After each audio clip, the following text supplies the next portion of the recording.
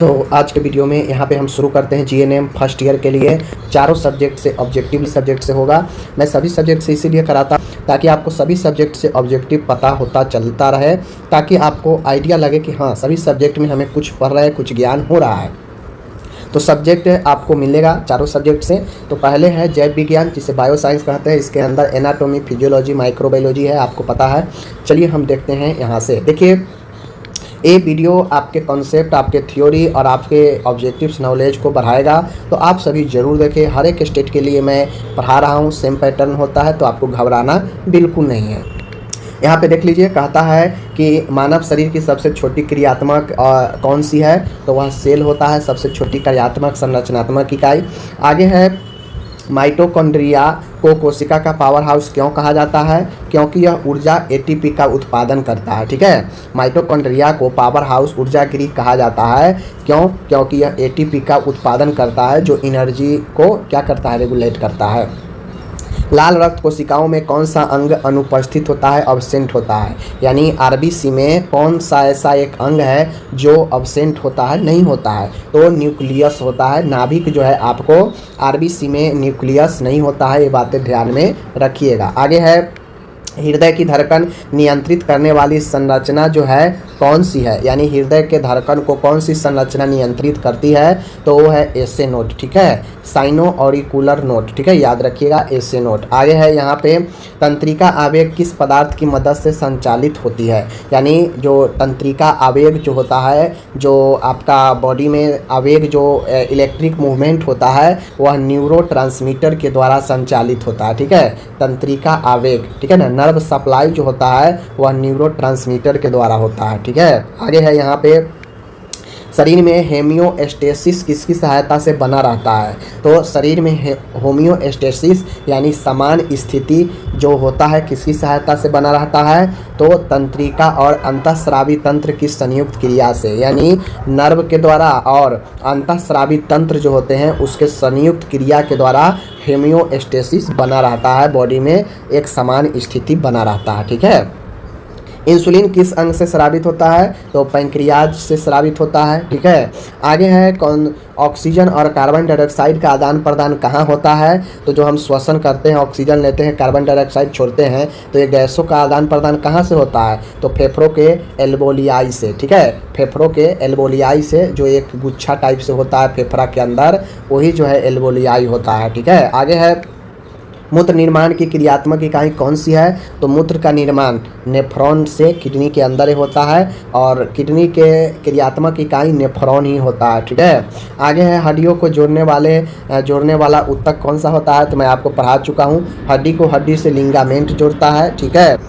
आगे मैं बात करूँ यहाँ पे महिला प्रजनन चक्र को कौन सा हार्मोन नियंत्रण करता है, तो एस्ट्रोजन और प्रोजेस्टेरोन, यह दो ऐसा हार्मोन है जो महिला के लिए काफ़ी इंपॉर्टेंट होता है उसके रिप्रोडक्टिव सिस्टम में। ठीक है, आगे है रक्त का पीएच मान कितना होता है, 7.35 से 7.45 होता है। तो यहाँ पे आपको bio science, anatomy, physiology, microbiology का जो क्वेश्चन कुछ था वो समाप्त होता है। आगे आता है आपका बिहेवियर साइंस का, तो बिहेवियर साइंस का कुछ क्वेश्चन देखते हैं। देखिए, बिहेवियर साइंस में साइकोलॉजी और सोशियोलॉजी है। तो देखिए, व्यवहार विज्ञान का मुख्य उद्देश्य क्या है, यानी बिहेवियर साइंस का मुख्य उद्देश्य क्या होता है, तो मानव व्यवहार को समझना और सुधारना। ठीक है, इसका बिहेवियर साइंस का मेन उद्देश्य यही है कि व्यवहार को समझना और उसे सुधार करना अगर कोई गड़बड़ी हो तो।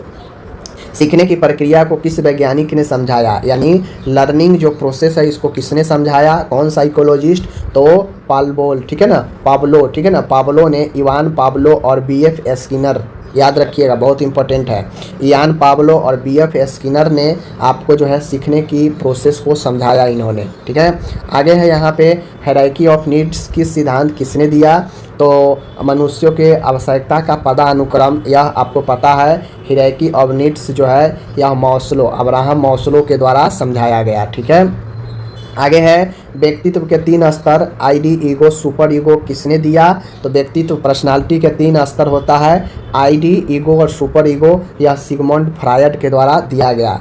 आप माइंड स्ट्रक्चर मॉडल पढ़े होंगे तो आपको पता होगा। आगे है यहाँ पे तनाव को नियंत्रित करने वाला सर्वोत्तम विधि कौन सा है? तो स्ट्रेस को नियंत्रित करने वाला सर्वोत्तम विधि आपका है, आप विश्राम करें, ठीक है, पॉजिटिव सोच रखें और टाइम मैनेजमेंट करें, ठीक है। खाली समय रहने पर भी तनाव जो है व्यक्ति में आता रहता है, ओके। आगे है रोगी से सहानुभूतिपूर्ण व्यवहार को क्या कहा जाता है?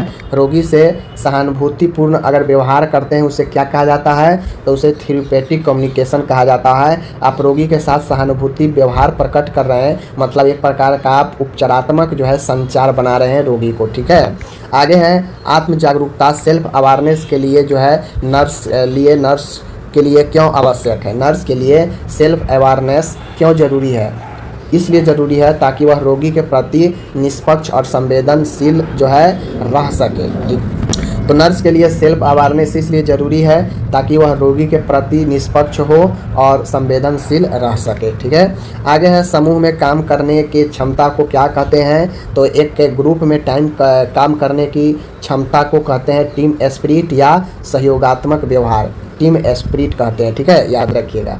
आगे है यहाँ पे आक्रामक व्यवहार को नियंत्रित करने की सर्वोत्तम तकनीक क्या है? यानी आक्रामक, ठीक है ना, आक्रामक, समझ गए। आक्रामक बिहेवियर को व्यवहार को नियंत्रित करने वाला सर्वोत्तम तकनीक क्या है?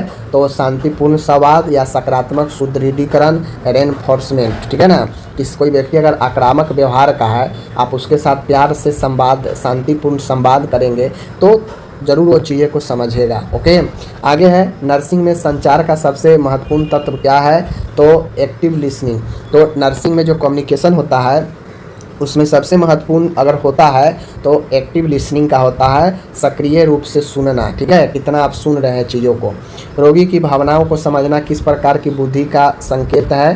तो रोगी की भावनाओं को समझना यह एक इमोशनल इंटेलिजेंस है, भावनात्मक बुद्धि है, ठीक है, जो आप दूसरे के बातें को समझते हैं।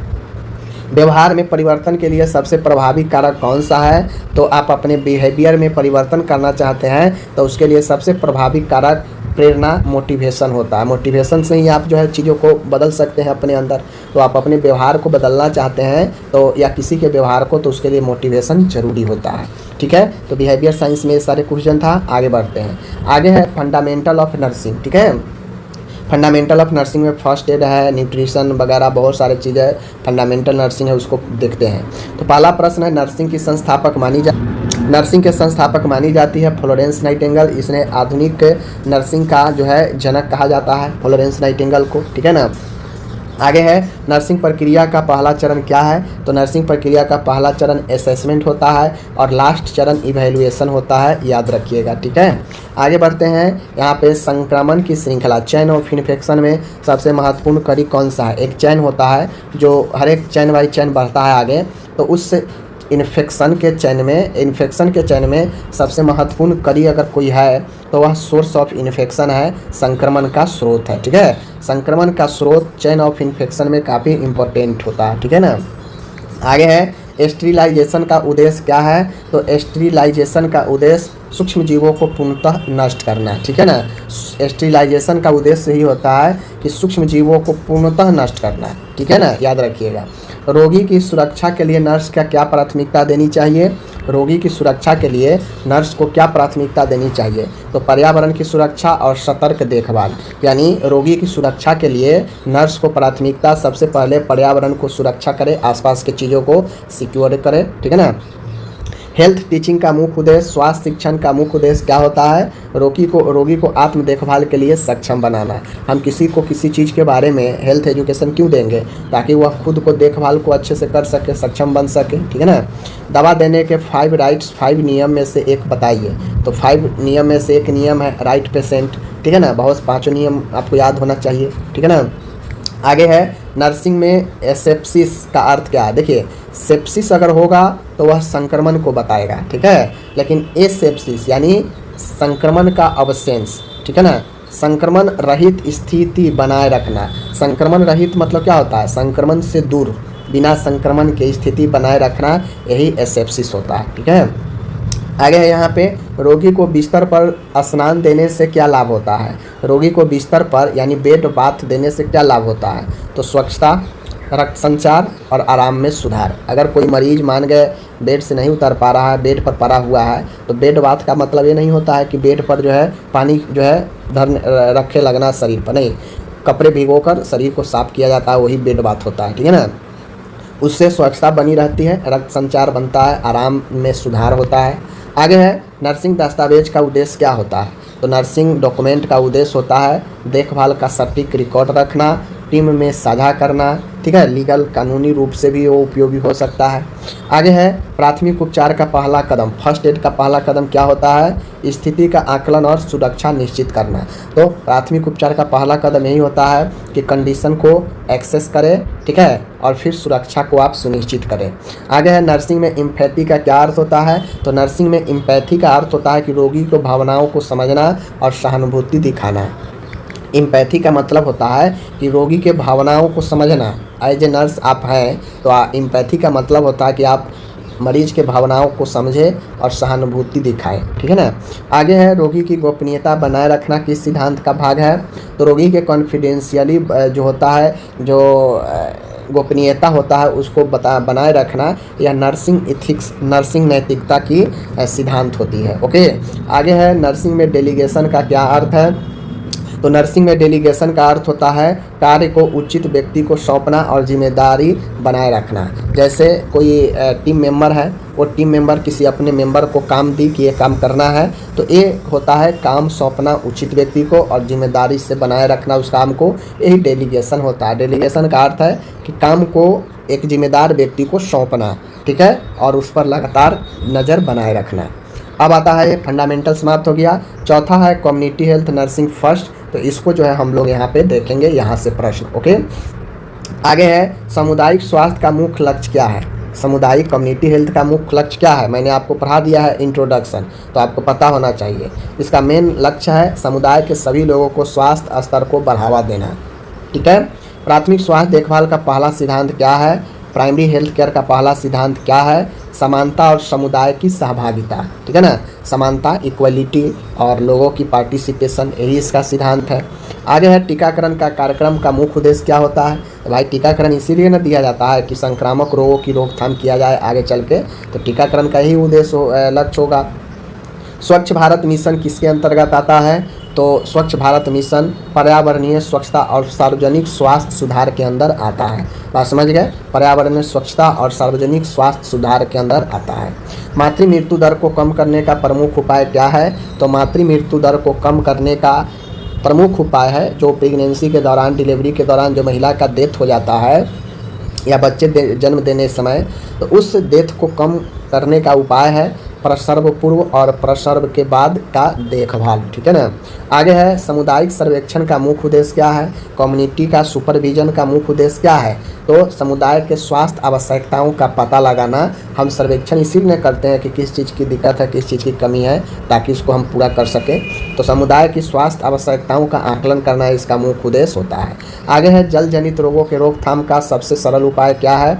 तो जल जनित जितने भी रोग है उसका सरल उपाय है रोकने का स्वच्छ पेयजल की उपलब्धता। ज़्यादातर जल से जो बीमारी होता है ना, वो गंदगी भरा जल, दूषित जल से ही जो है बीमारी होता है। तो अगर स्वच्छ जल, अगर साफ़ सुथरी और स्वच्छ जल का अगर पूर्ति लोगों को होने लगेगा तो बीमारी कम होगा। बात समझ रहे हैं। स्वास्थ्य शिक्षा में सबसे प्रभावी माध्यम कौन सा है। तो स्वास्थ्य हेल्थ एजुकेशन में सबसे इफ़ेक्टिव जो माध्यम है वह है लोगों से मिलना और जन समूह में चर्चा करना, ग्रुप डिस्कशन। ओके, आगे है, परिवार नियोजन का मुख्य उद्देश्य क्या होता है। तो फैमिली प्लानिंग का मुख्य उद्देश्य होता है मातृ शिशु स्वास्थ्य में सुधार और जनसंख्या नियंत्रण करना। बात समझ गए। महामारी के फैलाव को रोकने का पहला कदम क्या है। तो महामारी का फैलने का रोकने का पहला कदम रोगी के शीघ्र पहचाने और उसे आइसोलेट करें। अगर एक मरीज इन्फेक्शन वाला है, उसे पहचान लिए जल्दी से और उसे अलग कर दिए, पृथक कर दिए लोगों से, तो ऑटोमेटिक है वो दूसरे लोगों को संक्रमित नहीं करेगा। तो ये पहला कदम होता है। आगे है, आगे यहाँ पे देख लीजिए आप लोग, कह रहा है सामुदायिक स्वास्थ्य नर्स की प्राथमिक भूमिका क्या है, यानी कम्युनिटी हेल्थ नर्स का प्राइमरी रोल क्या होता है। तो रोगों को रोकथाम करना, स्वास्थ्य को प्रमोट करना और हेल्थ एजुकेशन देना, यह नर्स का प्राथमिक काम होता है। ठीक है ना। आगे क्वेश्चन है यहाँ पे और लास्ट क्वेश्चन है, हेल्थ फॉर ऑल बाय 2030 किस कार्यक्रम से संबंधित है। यानी 2023 तक सभी के लिए जो हेल्थ है, यह इसमें क्या, इस कार्यक्रम का क्या लक्ष्य है। सतत विकास की लक्ष्य है, सस्टेनेबल डेवलपमेंट गोल SDG। यह 2023 तक जो है हेल्थ फॉर ऑल में 2023 तक यह लक्ष्य है सतत विकास की। ठीक है ना। तो इस प्रकार से मैंने आज आप, मानव शरीर में सबसे बड़ी धमनी कौन सी है आपको पता होना चाहिए। मानव शरीर में धमनी है, उस धमनी में सबसे बड़ी धमनी है जो आपका महाधमनी होता है। ठीक है ना, ऑरोटा। इंसुलिन स्रावन कहाँ से होता है, तो पैंक्रियाज से होता है। ठीक है, पैंक्रियाज से होता है, पता होना चाहिए। पैंक्रियाज एक मिश्रित ग्रंथि है। ओके। रक्त का तरल भाग क्या कहलाता है, तो रक्त का जो तरल भाग होता है वो प्लाज्मा होता है और रक्त का जो ठोस भाग होता है वो ब्लड कार्पसल्स होता है। ठीक है, जिसमें RBC, WBC और प्लेटलेट पाया जाता है। तो आपसे पूछे रक्त का तरल भाग प्लाज्मा। ठीक है ना। आगे है, यह ब्लड का कितना होता है, यह ब्लड का लगभग 55 से 60% भाग जो है प्लाज्मा ही होता है। ओके, चलिए आगे बढ़ते हैं। शरीर की सबसे छोटी हड्डी कौन सी है, स्टेपिज है, कान की हड्डी है। सबसे बड़ी हड्डी अगर आपसे पूछे तो वो अपन है फीमर हड्डी, जांघ की। ठीक है, आगे है, रक्त का pH मान अगर औसत में पूछे तो 7.45 होता है, वैसे 7.35 से 7.45 होता है। आगे है, मस्तिष्क का जो कंट्रोल होता है, कंट्रोल केंद्र, नियंत्रण केंद्र कौन सा भाग होता है, तो मेंडुला ऑब्लंगेटा जो होता है मस्तिष्क का नियंत्रण, जो मस्तिष्क का नियंत्रण केंद्र कौन सा भाग है, तो मेंडुला ऑब्लंगेटा होता है। ठीक है। लाल रक्त कोशिकाओं की आयु कितनी होती है, लगभग 120 दिन होती है। पाचन की क्रिया कहाँ से प्रारंभ होती है, तो मुख गुहा से, माउथ से, मुंह से शुरू होता है। गुर्दे के कार्यात्मक इकाई कौन सा होता है, तो गुर्दे की कार्यात्मक इकाई नेफ्रॉन होती है। ठीक है। नेक्स्ट क्वेश्चन है, शरीर का संतुलन बनाए रखने वाला भाग कौन सा है, तो बॉडी का जो बैलेंस होता है बनाए रखने वाला भाग सेरेबेलम होता है, सेरेबेलम। ठीक है, यह ब्रेन का ही भाग है। तपेदिक का कारक जीव यानी टीबी किस कारण से होता है, माइकोबैक्टीरियम ट्यूबरक्लोसिस के कारण। किसके कारण, माइकोबैक्टीरियम ट्यूबरक्लोसिस के कारण टीबी होता है। आगे है, मलेरिया रोग फैलाने वाला वाहक कौन है, तो मलेरिया रोग फैलाने वाला वाहक मादा एनाफिलीज मच्छर होता है। देखिए, मलेरिया, माँ से मलेरिया और माँ से मादा एनाफिलीज। ठीक है, याद रखिएगा। आगे है, टिटनेस का कारण कौन होता है, तो टिटनेस के कारण तो जीवाणु ही होता है, लेकिन उसका नाम क्लोस्ट्रीडियम टिटेनी होता है। क्या होता है, क्लोस्ट्रीडियम टिटेनी होता है। ठीक है। नेक्स्ट है, सूक्ष्म जीवों को नष्ट करने की पूर्ण प्रक्रिया क्या कहलाती है, तो देखिए ये नसबंदी हिंदी में गलत टाइपिंग हो जाता है। सूक्ष्म जीवों को कंप्लीट नष्ट करने की प्रक्रिया को complete removing of micro organism, इसे स्टेरिलाइजेशन बोलते हैं। और सिर्फ वृद्धि को रोकेगा तो उसे हम लोग डिसइंफेक्शन बोलते हैं। ठीक है, डिसइंफेक्शन यह वृद्धि को रोकता है, यह पूर्ण तरीका से नष्ट नहीं करता है। आगे है, पाश्चुराइजेशन विधि से किसे नष्ट करने के लिए प्रयोग किया जाता है, तो पाश्चुराइजेशन से जो भी पैथोजन होते हैं, बैक्टीरिया, उसको नष्ट करने के लिए उपयोग किया जाता है। आगे है, पेनिसिलिन की खोज किसने की, पेनिसिलिन की खोज किसने की, तो देखिए पेनिसिलिन की खोज जो है अलेक्जेंडर फ्लेमिंग ने किया। वायरस का आनुवांशिक पदार्थ क्या होता है, वायरस का आनुवांशिक जो जेनेटिक होता है वह DNA और RNA होता है। पूरा वायरस इसी संरचना पर आधारित होता है, DNA और RNA पर। ठीक है ना। नेक्स्ट है, एसेप्सिस का अर्थ क्या होता है, ए मतलब अब्सेंस और सेप्सिस मतलब संक्रमण, यानी संक्रमण के अनुपस्थिति ही जो है। तो यहाँ पे एसेप्सिस जो होता है संक्रमण से मुक्ति की अवस्था को एसेप्सिस बोलते हैं। ठीक है। एसेप्टिक तकनीक का उद्देश्य क्या है, तो एसेप्टिक तकनीक का जो उद्देश्य होता है संक्रमण से रोकना। टेक्निक एक तकनीक होता है जो क्या करता है, संक्रमण से रोकता है। ठीक है ना। हाथ धोने का उद्देश्य क्या होता है भाई, हैंड वॉशिंग एक प्रॉपर जो है क्वेश्चन है। तो आखिर हैंड वॉशिंग का मेन मकसद क्या होता है, तो देखिए हैंड वॉशिंग का मेन मकसद होता है इन्फेक्शन को कंट्रोल करना और ये सूक्ष्म जीवों के जो प्रसार होता है उसको रोकता है। ठीक है ना।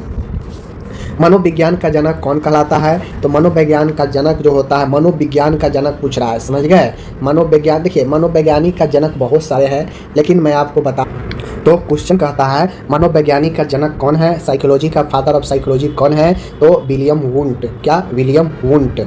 लर्निंग का सर्वोत्तम तरीका कौन सा है, देखिए लर्निंग का बहुत सारे तरीका है, उसमें आपका अनुभव और एक्सरसाइज। ठीक है ना। एक्सपीरियंस और अभ्यास, ये दो ऐसे सर्वोत्तम तरीका है जिससे आप लर्निंग को और बेहतर बना सकते हैं। ठीक है ना।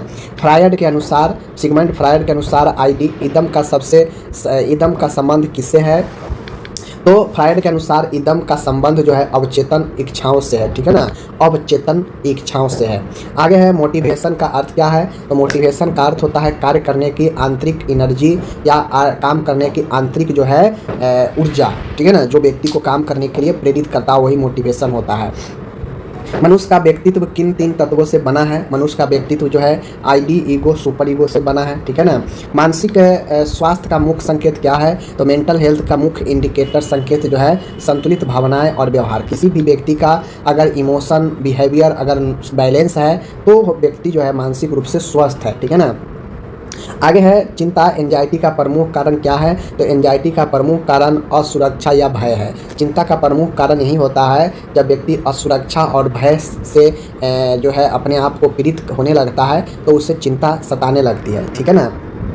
तो यहाँ पे आप क्वेश्चन है फ्रस्ट्रेशन का अर्थ क्या है, फ्रस्ट्रेशन का अर्थ पूछा है, ठीक है ना। तो देखिए फ्रस्ट्रेशन का जो अर्थ होता है लक्ष्य प्राप्त न होने पर असंतोष जाहिर करना या अपने लक्ष्य में असफल होना, जिससे व्यक्ति को फ्रस्ट्रेशन जो है कुंठा उत्पन्न होता है, ठीक है ना। मनोविज्ञान का नर्सिंग से क्या संबंध है, तो मनोविज्ञान का नर्सिंग से संबंध क्या है, रोगी के व्यवहार और मानसिक स्थिति को समझना। तो नर्सिंग से मनोविज्ञान का संबंध इसीलिए है ताकि नर्सिंग को इसीलिए पढ़ा जाता है ताकि नर्स जो है रोगी के व्यवहार और उसके मानसिक स्थिति को समझ सके, ठीक है। आगे है पर्सनालिटी को मापने के लिए कौन सी विधि प्रयोग की जाती है, तो पर्सनालिटी को मेजर करने के लिए क्वेश्चनेरियर, ठीक है ना, प्रश्नावली क्वेश्चनेरियर का उपयोग किया जाता है। आगे है समाजशास्त्र का जनक कौन है, अगास्ट काम्टे को माना जाता है समाजशास्त्र का जनक। समाज का सबसे छोटा इकाई जो होता है फैमिली परिवार ही होता है, ठीक है ना। सामाजिक परिवर्तन का प्रमुख कारक क्या है, तो सामाजिक परिवर्तन का प्रमुख कारक तकनीकी विकास यानी टेक्निकल चीज़ें में डेवलपमेंट आज समाज में काफ़ी ज़्यादा परिवर्तन ला दिया है, समझ रहे बात को। आगे है संस्कृति का अर्थ क्या है, कल्चर का अर्थ है किसी समाज की जीवन शैली और मान्यताएं। जैसे हिंदू धर्म में अभी देखते होइएगा बिहार में काफ़ी जोरों शोर से छठ पूजा चल रही है, तो क्या है कल्चर संस्कृति है अपना। तो ये एक क्या है समाज की मान्यताएँ हैं कि छठ करने से काफ़ी अच्छा परिणाम मिलता है, तो लोग काफ़ी हर्षोल्लास के साथ करते हैं, तो यही अपन कल्चर होता है, संस्कृति होता है। तो संस्कृति किसी भी समाज की एक जीवन शैली लाइफ स्टाइल या फिर उसकी मान्यताएं हो सकती है, ठीक है ना। आगे है सामाजिक नियंत्रण का उद्देश्य क्या है, तो सामाजिक नियंत्रण का उद्देश्य यही होता है समाज में अनुशासन बनाए रखना, उस पर कंट्रोल कर पाना, ठीक है ना। समाज में स्टेटस का अर्थ क्या है, तो समाज में स्टेटस का अर्थ होता है कि व्यक्ति की सामाजिक स्थिति क्या है, समाज में व्यक्ति का स्टेटस क्या है ये उससे सामाजिक स्थिति के बारे में बताता है, ठीक है ना। आगे है समाजशास्त्र नर्सिंग में क्यों आवश्यक है, समाजशास्त्र यानी सोशलियोलॉजी के बारे में नर्सिंग में क्यों पढ़ा जाता है, ये क्यों आवश्यक है, तो सोशियोलॉजी इसीलिए नर्सिंग के लिए आवश्यक है क्योंकि रोगी के सामाजिक पृष्ठभूमि को समझना हो कि रोगी किस समाज से आता है, उसके कल्चर कैसा हो सकता है, ठीक है ना, उनके कल्चर उनके संस्कृति को ठेस नहीं पहुँचे, तो इन सब के लिए समाजशास्त्र जानना जरूरी है। प्राथमिक समूह का उदाहरण कौन सा है, प्राथमिक समूह का उदाहरण है परिवार, प्राइमरी ग्रुप परिवार ही होता है। सेकेंडरी ग्रुप लार्ज नंबर वाला होता है जिसमें देश राजनीतिक दल, ठीक है ना, बहुत सारे जो भी बड़े ग्रुप की बात करेगा तो द्वितीयक समूह में आ जाएगा, ठीक है ना। नेक्स्ट है सामाजिक रोगों का प्रमुख कारण क्या है, सामाजिक रोगों का प्रमुख कारण गरीबी और अशिक्षा। समाज से होने वाला जो भी रोग है उसका प्रमुख कारण यही होता है कि गरीबी और अशिक्षा, अनएजुकेटेड, ठीक है ना। नेक्स्ट क्वेश्चन है सामाजिक स्वास्थ्य नर्स की भूमिका क्या, सामुदायिक स्वास्थ्य नर्स की भूमिका क्या है, तो सामुदायिक स्वास्थ्य नर्स की भूमिका है समुदाय में स्वास्थ्य को बेहतर बनाना, रोग के रोकथाम करना, ठीक है ना, संक्रमण से बचाव करना, यही सब ना उसका काम है। नेक्स्ट क्वेश्चन है नर्सिंग की जननी कौन है, तो नर्सिंग की जननी फ्लोरेंस नाइटिंगेल को माना जाता है। नर्सिंग की प्रक्रिया का पहला चरण असेसमेंट होता है, आकलन करना। रक्त मापने की इकाई यंत्र कौन सी है, एस्फेग्मोमैनोमीटर होता है। क्या होता है, एस्फेग्मोमैनोमीटर होता है। शरीर का तापमान कितना होता है, तो 37 डिग्री सेंटीग्रेड 98.6 फ़ारेनहाइट। आगे है नाड़ी दर समानता कितनी होती है, तो 72 पर मिनट जो है आपके क्या होते हैं पल्स रेट होते हैं, ओके। संक्रमण रोकने का सर्वोत्तम तरीका क्या है, मैंने ऊपर ही बताया कि संक्रमण रोकना आप चाहते हैं तो सबसे फर्स्ट काम हैंड वॉशिंग कीजिए, ठीक है ना, तो हैंड वॉशिंग सर्वोत्तम उपाय होता है। पीपीई का पूरा नाम क्या है, पीपीई का पूरा नाम पर्सनल प्रोटेक्टिव इक्विपमेंट होता है, जो कोरोना के टाइम में पीपीई इक्विपमेंट का काफ़ी ज़्यादा यूज किया गया था, ओके। शौक की स्थिति में रोगी को किस अवस्था में रखना चाहिए, तो शौक जब लगे मरीज को आघात तो मरीज को पैरों को ऊंचा करके लेटाना चाहिए, पैर को एलिवेट कर देना चाहिए, ओके।